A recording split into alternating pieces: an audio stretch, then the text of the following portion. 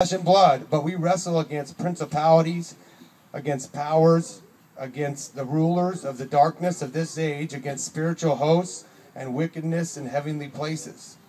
And it says, I mean, because that's what we're fighting against. You know what I mean? The enemy, you know, in the spiritual realm, you know, the enemy has his, you know, his legion of demons, you know, and they're out and they got tasks and they're trying to bring us down and bring us back to the flesh, you know, to just make us flesh out, you know. It's just that thought, you know, that little thought that runs through your head, you know. And a lot of the times, you know, what we got to do when Paul talks about it, I won't go to it now, but when that thought comes into your mind about maybe doing something or this or that, we need to immediately pray, you know. And this will talk about, and you know, just be praying about stuff, because the thing is that if we think about it, it says when that thought continues and like grows, it'll come forth and like conceive, and then that conceives and it turns into death. So I mean, one thought so many times has ruined me. You know what I mean? Just a simple thought, because it just goes on, and you keep thinking about it. Pretty soon you're obsessing about it, and then I'm done with that. I don't need it. And you know, it's just you know, it doesn't take long. You know what I mean? So let's see the last couple verses here. It says, therefore take up the whole armor of God, that you may withstand the devil, and then stand therefore, having girded your waist with truth, having put on the breastplate of righteousness. Okay. And you know, truth is, you know, Jesus Christ. You know what I mean? We know what truth is, and the word, and the breastplate of righteousness. Well, we talked about, you know, how we're walking in the Spirit, and having shod your feet with the preparation of the gospel of peace, and above all, taking the shield of faith, with which you will be able to quench the fiery darts of the wicked one, and take the helmet of salvation and the sword of the Spirit, which is the word of God. You know, and that is something that helps so much when you guys, if you commit to reading, you know, whether it's in the morning, afternoon, evening, whatever it is, commit to reading a chapter a day or whatever. I mean, start off just with you know, half a chapter, and work your way up and start reading a chapter to 2 chapters a day, you know, and then start praying from 5 minutes to 10 minutes, you know, get up to an hour a day.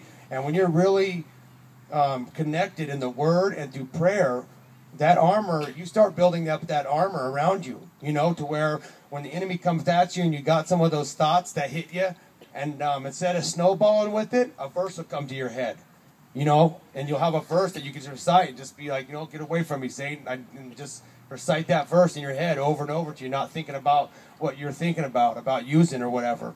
And it says, so the sword of the Spirit, which is the word of God. So, and then praying always with all prayer and supplication in the Spirit, being watchful to this end with all perseverance and supplication for the saints.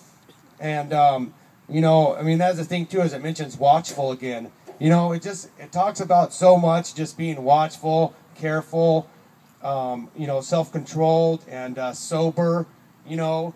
And the reason is, you know, like we were just talking about, is the Lord knows what's going to happen as soon as we start using again, or even if it's just for one night. The enemy gets in there right away. I mean, it's easy enough for the enemy to get in when we're sober and we're going through our normal day, because he's like, man, you had a hard day. Man, you should just have a beer, or, you know, smoke a little, whatever, you know, and that's how it always went through my head, you know. But then it also seemed like I had a great day, you know, and I was like, I need a beer, you know, today was great, you know, so there was always an excuse, you know. And so I just really want to encourage you guys, you know, those of you that have accepted Christ, and, you know, that you to continue, you know, your relationship with God and further it, to do this stuff, you know, that we talked about tonight, and just to, you know, really just don't put yourself too in those situations and with certain people in your lives that you guys know. I know even when I say that, certain people's names and faces pop into my head, you know what I mean? So it's like, you know, the people that you shouldn't hang around with, that should be deleted out of your phone, you know what I mean? To where when I would, you know, relapse. Like I remember like last summer or something, to where when you get the people's numbers and you do drunk dialing and reconnect with all the old friends that one night, and then all of a sudden everybody has your phone number the next day, calling to hook you up, and it's just like, oh my gosh. So the thing is that, you know, we gotta try to remain sober. You know what I mean? We're gonna struggle. We're gonna have our slip ups and stuff like that, but we gotta get back up and we gotta fight. You know, the Lord has given us the tools right here in His Word. You know, you guys got.